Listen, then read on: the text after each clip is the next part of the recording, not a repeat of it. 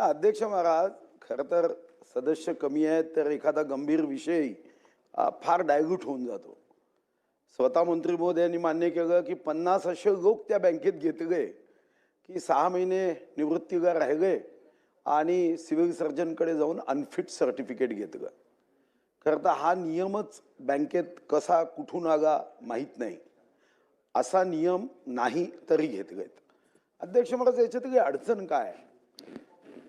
मागील 1 वर्ष मी चंद्रपूर मध्यवर्ती बँकेच्या अशाच भरतीबद्दल इथं चर्चेमध्ये सहभाग झालो. एक SIT नेमली.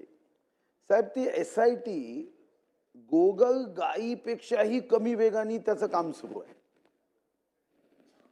माझी आपल्याला नम्र विनंती आहे, या बँका काही यांच्या बापाच्या नाही आहेत.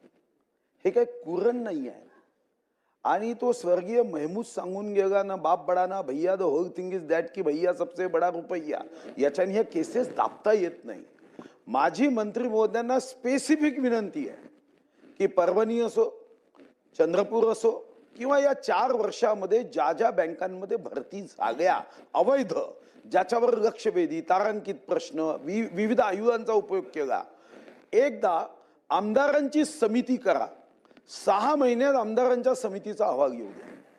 मी बेंबीपासून सांगत होतो की 50-50 लाख रुपये घेतले, तुम्हाला फोन करायचो, पत्र द्यायचो, सर्वांना नोकर भरतीच्या ऑर्डर आले, 2-2 महिने उपोषण झाले.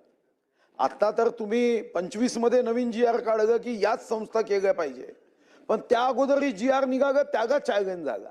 तर माझी स्पेसिफिक आपल्याला प्रश्न आहे, प्रश्न गंभीर आहे. जे गुणवान आहे ते मागे पडतात, जे धनवान आहे ते नोकरीत लागतात. मग त्यांची सेवा कशी असेल तुम्हाला माहिती आहे. म्हणून माझी आपल्याला विनंती आहे की तुम्ही आमदारांची समिती करा. सारी प्रकरणं द्या, चंद्रपूर द्या, परभणी द्या. तशी सध्या आम्ही रिकामे आहोत. चांगला अभ्यास करू.